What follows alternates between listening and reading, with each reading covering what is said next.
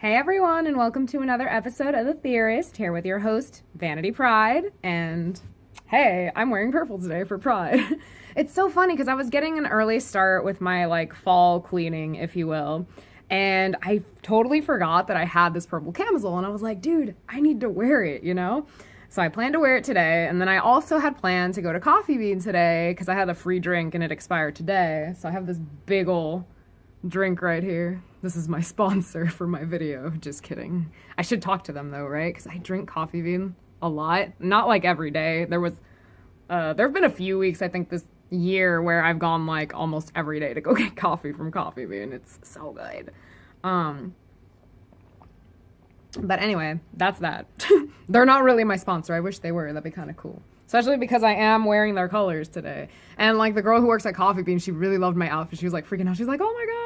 All your accessories match and stuff. She was, fangirling for a little bit. And she's like, I'm sorry. And I'm like, dude, no, it's all good. But anyway, speaking of fangirling, I do have to show you guys this. For all of my Riverdale junkies out there, I got the Cheryl Blossom Southside Serpent jacket. I'm so excited. Obviously, I don't have my red hair anymore, but, that doesn't stop me from being able to cosplay her, next year for Phoenix Comic Con, which is in, May. But yeah, as you can tell, I have new hair. It's a violet black, it's what it's supposed to be. So, I guess it kind of looks more black, though in this video, it kind of looks more, burgundy-ish. I don't even know. But anyway, I do love it, and I've been having thoughts about cosplaying as Vanessa from Little Mermaid, the human version of Ursula, that girl. I would love to cosplay her at one point, so we'll see if that happens. And then I also want to cosplay Veronica, too, from Riverdale. So there was this dress I saw at Hot Topic. It was super cute, and I was like, I want to get it. I didn't get it because I used my hot cash on this jacket, but maybe later this week I'll get it because they have a good sale on dresses too. But anyway, that's beside the point. I'm sorry, guys. I got carried away with fangirling. One more quick shout out to a viewer before we get started with this review. So this is Do Durango. They freaking made my day yesterday with this comment. Hey, I love your fanfics and your videos. I was wondering if you're gonna update on your AO3 account anytime soon. And we had this whole conversation going back and forth. You guys can check it out on the previous video that I posted, chapter 319. Because I don't want to go through reading all that. I've already taken up enough time talking about my jacket. But anyway, for all of you guys who are fans of Danganronpa, next month I plan to release a Neigami one-shot series. So obviously Makoto Naegi, Byakuya Togami. That is my OTP for freaking Danganronpa. It used to be Junko Byakuya, super random. And of course, I couldn't find anything on them because any OTP that I choose, there's never anything on them. But of course, I changed my mind pretty quickly. I think some of you who are super into Danganronpa, you guys know what I'm talking about. But yeah, so I have that coming out next month. And then Do Durango had asked me to do a prequel to Thinking About You. So I'll probably do that as my Kundrasi one-shot fic for the month of October. So be on the lookout for that. But anyway, coming back around to the actual chapter review. So today's chapter is 320 of Season 2, The Last Station, Part 5. And of course we start with a recap of Xianhee being like, oh, well, you couldn't fool us, but nice try, and blah, blah, blah. But it turns out that the people who were in this train car that she halted were actually Rachel and Co. So things definitely did not appear to be what we thought they were last chapter, because we did see the image of Baum and his team, and they're kind of freaking out oh shit, we got caught. And Yuri was even worried, and there was an image of her this chapter where she was on edge because she's oh fuck, the plan isn't going as planned, and so at first I was kind of believing Yuri on that end, and I was oh shoot, what's going on? What's going to happen? And like I said, I had my predictions of oh, okay, now that they're halted, are they going to be able to bong out of there? Or what's going to happen? Which, yes, I got something right. Andrasi and Co did bong away. But yeah, no, I didn't anticipate Rachel and Co being in this car. Sorry, this necklace is going to bug me. But yeah, so that was surprising. And SIU is always good with, turning things on a 180 for us. So I thought that was really cool. I know a lot of people were like, heck yeah, in the comments being like, freaking Rachel got arrested. So, you know, I mean, I'm going to side with you guys. I mean, it's kind of funny that she fell into a trap. Good job, Andrasi. Andrasi's queen. So I can't really complain when Andrasi does something awesome like that. So sorry, Rachel, but I mean, I'm team Andrasi all the way. But yeah, so like I said, I did guess correctly that Andrasi was able to bong bong the team away. And it was really funny because she was even praising Bong Bong at one point. And I'm like, okay, she makes Bong Bong seem like it's a Pokemon. It's almost like Ash complimenting Pikachu, like, hey, good job, kind of a deal. So I thought that was funny. And there were several moments in this chapter that I thought were pretty funny, particularly two that are coming up, but we'll hold up on those. I do actually want to take the time to read the Andrasi bit. It might be a bit long, but hey, any chance that I get to voice Andrasi in these reviews, I'm always happy to do it. So we're gonna do it. Though before I read that, I do want to read a quick bit of Rachel's thoughts as well. Because she says here, that Bong Bong came flying into the room before the train fell. Then, as soon as the train dropped, there was a sudden explosion of light. That big-eyed freak must have laid a trap for us. Which I think she is referring to Andrasi. I was trying to, like, Google and see who Big-Eyed Freak was, because I know that Anak Jr. gave Andrasi the nickname of Ghosty Eyeballs, so I wasn't sure if that was synonymous to the nickname or not, but I'm guessing that's what it is. I mean, obviously, Rachel probably knows that Andrasi has a bong bong anyway. No one else really has it, so, I mean, she can't really be talking about anyone else. But there was also, like, the idea of Hockney, because even Hockney, like, an image of him appears after Rachel has those thoughts. But, of course, Andrasi's laughing to herself, and, you know, Bomb's like, oh, like, what's so funny? And Andrasi's like, oh, nothing. All right, so now we finally reach Andrasi's thoughts. That note Hua-Ryun gave me. There were 2 escape methods written on it. One was for if the train arrived and White's power was revived completely, and the other was for if the path to the station was blocked and White's power wasn't revived completely. Considering that we ended up choosing the second option, I guess White's power must not have been revived completely. The second option was unlocking the connectors on the train and confusing the enemies, although we don't know who they are. But the falling train was actually bait. Rachel was in one of the train cars that fell first, and the car we were in was far away from the falling part of the train. Oh, okay, pause there, because I actually guessed that right. I think that's what I was saying. Like, maybe their car wasn't one of the ones early on falling. I was thinking maybe it was, like, one more towards the back of the train. So I got another thing right, guys. Yay. All right. Our train car had Evan Edrock's teleporter installed in it. So thanks to the guide's ability to designate coordinates, as well as Enacor and Hockney's presence, we were able to teleport the entire car. Although it was partially a gamble. After first dropping the part of the train with Rachel in it to distract the enemies, we unlocked the connectors on our end and teleported at almost the same time. I don't know how they managed to do that, but that was props. That was a beautiful plan. Then I used a final blast to activate the bong bong, which I had sent to Rachel's car, so the enemies would capture Rachel as soon as we teleported. They probably all had their eyes on Rachel's train car, and seeing that we arrived safely, the plan seems to have succeeded.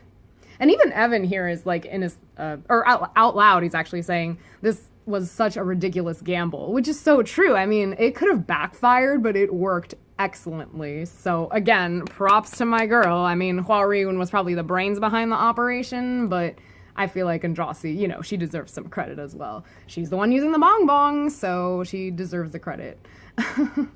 And then I do want to say also about Andrasi, I love how she's taking command right now. Like, she's telling the alligator to look after Kun, and, you know, she even has this ticket that she puts into the door so then it opens up to them, and they can step out of the train. And then, of course, some people are running towards it, so, you know, not necessarily a warm greeting for them next chapter, but they'll be able to handle themselves. So, I'm not worried in the least. And then we go to Xion Hiha. She's like, oh, see you later, Princess Yuri, good luck. And then when that lady disappears, you know, Yuri's like relieved that the plan worked. So obviously it was all an act for her worrying about Bomb and Co. You know, she knew that that wasn't the car they were in, and all worked out well, so that's good. But of course, Karaka pops up and he's like, hey, don't forget about me. And Yuri is unimpressed with it. It's hilarious. Like, her face just says it all in this, I feel. It could have been more of like to the side thing, because I felt she was totally pulling a Michaela Maroney. And let me tell you a funny story about that. So you know who I'm talking about, right? The Olympian who like was in second place. Gosh, I don't know how many years ago that was. But anyway, she was obviously like the winner of the silver medal, but she wasn't like too happy about it. I think a girl was trying to hug her and she was just like, not hugging back or whatever. I think she said that she was like lost in her thoughts or whatever. But she made this face and it was a meme and it was super funny. And so my friends and I, we've talked about potentially cosplaying as a group of like all these different memes. And so Michaela Maroney would be my girl. I mean, she did wear purple when she did that face. So I can easily, not a camisole, but, purple's a good color for me, I feel. So it'll be fun to cosplay Michaela Maroney and just walk around all day looking like this. But anyway, enough of that. So I thought this attack that Yuri unleashed on Karaka was super cool because obviously it emerged from the Green April based on the color of the attack. And it seems to be absorbing Karaka's body for some reason. I don't think the name of the attack was specified, which would have been cool. But yeah, it is having an effect on Karaka's body, as he's so noted. And what he tries to do is kind of let go of the body that he's in and form another one through shadow. I mean, I can show you guys an image. It'll be clearer to see that way. But as he's doing that, or I don't know if he was able to completely... Let's see. Let's just double check. Yeah, because see, that's where he does the shadow thing. Or maybe, okay, I think the shadow thing is what he lets go of. And then he forms a new body, which I'm still, trying to figure out how he did that. But anyway, Evan halts him, and he basically threatens him. He's saying, I have this rare item that I can use on you. But then he kind of lets not that he lets his guard down, but he drops like a barrier, I guess. And then he's like, if you get caught like this, it would help you in those regulars floating over there. And so Karaka goes wide-eyed, and he's like, what? So there are two possible outcomes for next chapter for Karaka. So either he could accept the terms, or he might think it's bullshit and resist.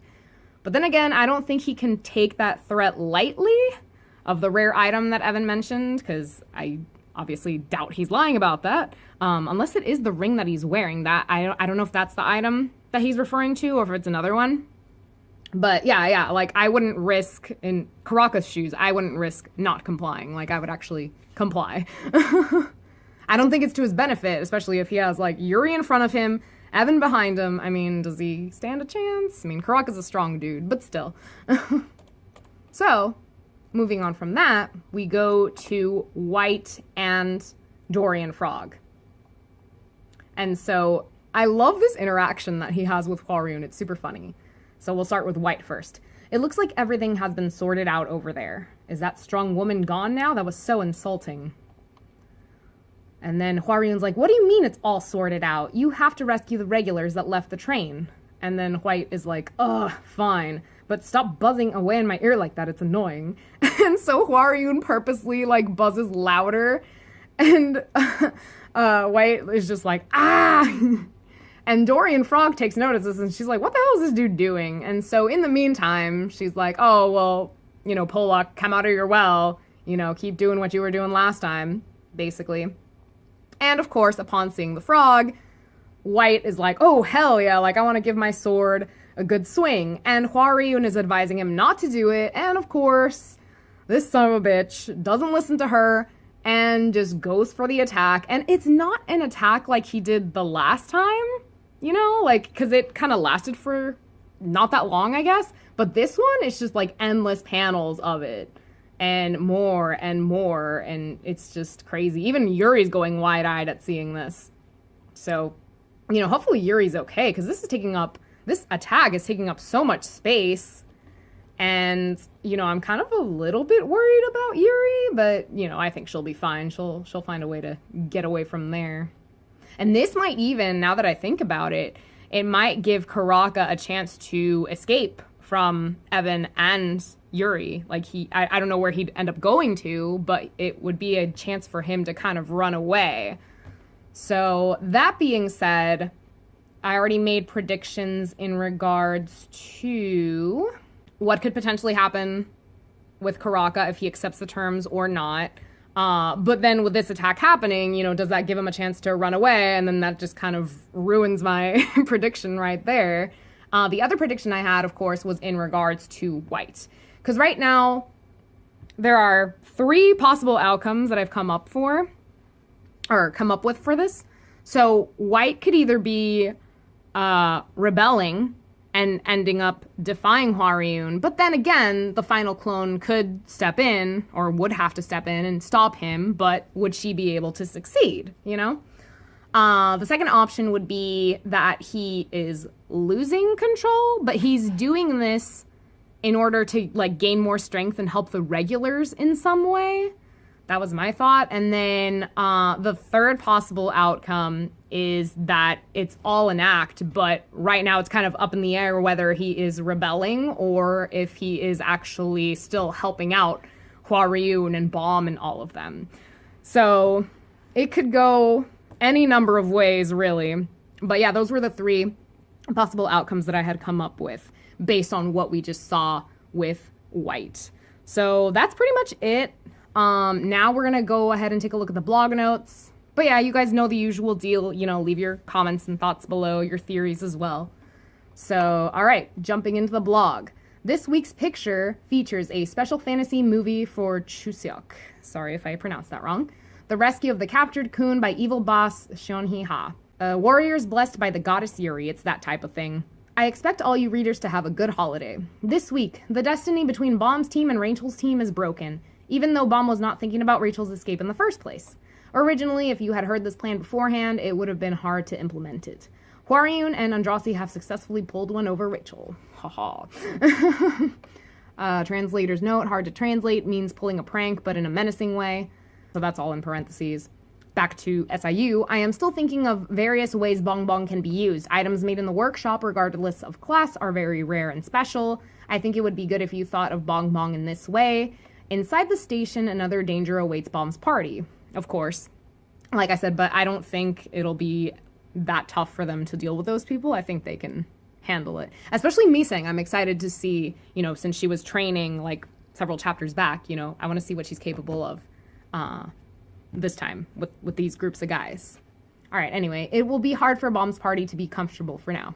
That's true. But like I said, manageable. All right, as time goes by, the battle between rankers becomes more fancy and beautiful, parentheses tired. In White's case, he eats the souls of other people and gains strength. The truth is his power and form can do nothing but change. Maybe, I don't know, but his form right now might be close to his final. If you were to compare him to when he was on the floor of death, I would have to say he's a bit stronger now. I know, I could tell, just the amount of panels that it took to, showcase this move and, everyone who was affected by it or, getting blinded by this white light. It was crazy. White was very strong in the floor of death, but due to the arrival of Gustang, maybe because of his personality, he is looked down upon by many slayers. He looks strong today, of course, because he is white. You cannot be relieved by this, haha. It is Chuseok. Truth is, I could not go home, cry, I miss my mom, haha. Aw, poor SIU. There's a lot of traffic, there is no save button, cry. Translator's note, no idea what he's saying here. This holiday has passed as well. It is okay for 2 years, but to live like this for 7 to 8 years, I guess it is okay for a person to live like this, haha. I will try my best to work hard next year to be able to go home. And then in parentheses again, even though I said something similar last year. Okay, then everyone, please spend the holiday joyfully, tell a lot of fun stories, and eat some good food. I will try to return next week along with a strong white. Thank you, be happy. Okay, so Chuseok is the Korean Thanksgiving. Okay, cool. So that was pretty much it for the blog note.